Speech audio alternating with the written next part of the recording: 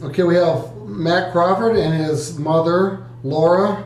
And Matt's famous for the Outdoor Learning Center, where we took a tour last summer.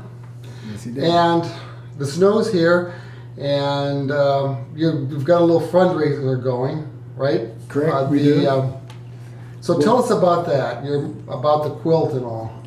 Well, we're raising funds for GPS units for the students to go out into the woods, and there's a game that's called geocaching, and it's a popular game with and it utilizes GPSs, and it teaches you how to use the GPS, which the world's going to GPS. Everything's GPS centered anymore.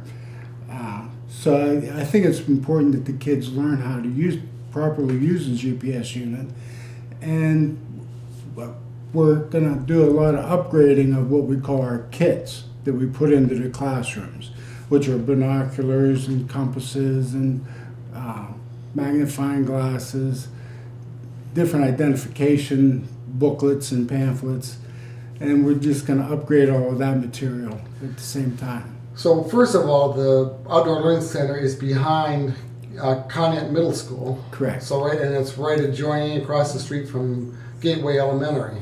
So Correct. there's lots of kids around that they can find this useful and learn something from it. So where do they pick up these materials? Are they like in an office and the teacher takes the kids out? Yeah, the teachers have access to all of it, and the teachers, when the teachers want to utilize the trail, they go, I think it's in the science room is where they store the material, and the teachers go to the science room and borrow them and return them after they're done at the end of the day. So what is specifically the GPS units? What are the kids going to be able to do from there? I mean, will they be able to look somewhere and tell what something is? Well, we have a lot of different things right now. We have all the boundary markers of the school property.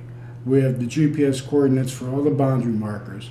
We're going to put in the waterproof boxes, and inside the box you put in trinkets. Like we're going to put in pencils and erasers and school-related items, compasses to draw circles, different items that are school-related, classroom-related. And when the students find each individual cache, they can take something out of that box and put something back in it. You know, because they'll go from one box to another, and the idea is to upgrade. You know, if you end up with a pencil here and you say, "Oh, I really want an eraser," so when you find the next one, you take an eraser. Or if you really like the idea of a compass to draw circles, you can put your eraser back in and take a compass. You know, however you decide to, you know, whatever you decide at that moment that you need, that's what you can take. And in the meantime, they're learning. And in the meantime, they're learning how to find their way around off of a set of numbers, you know, north and west. Plus, they're learning what's in the Outdoor Learning Center, the plants and the... Right, there's going to be different... Like, that's part of the game, you know. What do you find at this set of coordinates, you know? Well, it might be the black cherry tree, or it might be the musclewood tree, or it might be a flying squirrel habitat. You know, we'll have all the different, or a property boundary marker, you know, or it might be right in the middle of the stream. The teachers are taking their students, there's a little stream at the bottom of the, where our next loop is going to be completed. And they... Well, the amphitheater, isn't it? Right, there's the amphitheater. They can go to the amphitheater. You know, that'll be one of our locations. So there's just a lot of different, the possibilities are unlimited, you know, what we can do with it. A lot of learning possibilities in so many different areas. First of all, you can use the GPS, and then the things that are out there that the kids can learn. Oh, yeah. There's just so much, you know, it gets the kids away from the video games. So, where did you come up with the idea for the Outdoor Learning Center in the first place? Well, about 10 or 11 years ago, I became a master gardener through the Ashtabula Extension Agency in Jefferson. And the Jefferson School District teachers wanted to utilize the woods around their schools. They had just built new schools down in Jefferson, and they wanted to utilize the woods around their schools as a learning center also, you know, as a place to take their kids. So they contacted the Master Gardeners wondering if anybody had an idea to add with their ideas and would brainstorm them. And I volunteered. I said, yeah, that sounds like a great idea. So through the collaboration between the Jefferson teachers and the Master Gardeners, we put in a nice trail behind their school district. Well, I was sitting around thinking, if it went so well in Jefferson, why can't we bring that to our school? You know, so I got a hold of Ken Houston and I gave him my pitch, you know, what I envisioned, and proof that it had worked in one district. There's no reason it can't work in this district. And he suggested I go in front of the full school board meeting, and I did that, and they were behind it 100%. And it just snowballed, and it's still snowballing. Just, you know. Right, and you've had different fundraisers and volunteer groups out to help with it. And right. Every year we have 2 major fundraisers, and we have 2 work parties, spring and a middle of summer work session, and then we have the Discovery Day, a fun day, you know, for the community. And the community's been behind it 110%.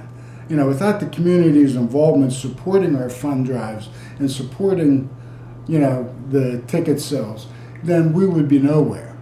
You know, we really wouldn't have it off the ground. And the school board has allowed the public to come out there and utilize it as much as the students and the teachers utilize it. So then you put your mother to work. So then I put my mom to work, yes. Part of my fundraising. And by the way, I have asked Matt for years where he came up with his ideas. Yeah. His ideas are... Yeah. No, I've been glad to donate a couple of quilts as fundraisers, and the one behind me right now is the one we're working on.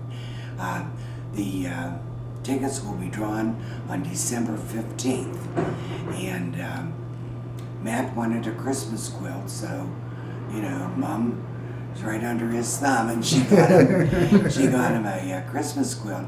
And I happened to mention to him that it was a jelly roll quilt, and he kind of looked at me and said, "Jelly roll?" So you can eat it as well. So- Jelly bean, I was calling it every night. So that's how he got involved with wanting me to say what a jelly roll quilt was. And this is a jelly roll.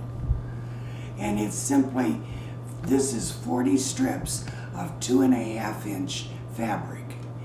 And you just start sewing this together and you get this. It's an easy quilt. It's one that's wonderful for beginners or seasoned quilters. Sometimes you get tired of cutting all those little pieces out and you just want to sit and sew. And that's what you do with a jelly roll quilt. You just sit and sew. If you go on the website jellyrollquilts.com, you'll find instructions all over the place. So this is a store-bought, This is a prefabricated. Yes. And you can find these at any store that sells fabrics. And Yes, yeah. Costs about $35 unless you find one on sale. Or if you have lots of fabric, like some people we know, you can cut your own. As long as you have 40 strips of 2.5-inch fabric. It's that easy. When did you start making quilts? When my first grandchild was born, I didn't actually bring them. These are Matthew's. A few other quilts, because I didn't want you to think I could only make easy quilts. Okay, all right. Because that's what I thought. Yeah, we all think. This is one that Matthew chose. This is the state flower of Alaska, and I bought this fabric in Alaska about 2 years ago. Every Christmas, I throw a bunch of quilts on my bed, and all the children get to pick out a quilt. Oh, so how many grandchildren do you have now? I have 3 grandchildren and 4 great-grandchildren. Wow. And Matt chose that one, and he chose this one. I always choose flower ones. Yeah, I like yeah. the blue. He always takes flower ones. And Yeah. I bought that fabric in Florida a couple years ago. So when you get out quilts like that, you can kind of think about its origins and where you bought I the do. materials and I do. different things. I do. For me, it's all about the color. It's not about the complexity, or it's just how it makes me feel. Like, these are so easy to do, but they're just fun, and they're just relaxing, and I've been asked today if I sell quilts, and I don't. I want to thank them. The fundraiser is they buy tickets. And Right. how much are the tickets? The tickets are $5 a piece, Okay. and we've only printed 100, so your odds of winning are really good. Mhm. You know, if you're selling for $1 a piece, then you'd have to sell 500 tickets to make the same amount of money. Right. You know, so why? You know, I'd rather have better odds of winning than. Right. So that's why we decided, you know, as a committee to go with the lesser amount, the tickets, and And so these will be sold till what, December 15th? yeah, and they're going fast. We're over half sold. Okay. Yeah, they're going fast. And where can you buy the tickets? Okay, you can get the tickets at the Chamber of Commerce office. Wendy DeBay has them. I'm going to take tickets over to Penny Armini. So it'll be at the Conneaut Art Center. At the Conneaut Art Center. I have them, and they can call me at 265-2178. My very good friend Jerry Anderson has a few of them left. His number is 812-4542, but he only has a few left. I don't expect him to last much longer. You can get a hold of Jeanette Spear at Spear Tax Accounting on 233 Main Street, I believe. She's in the phone books, Jeanette, and I expect them to be gone. You know, I'm not buying any.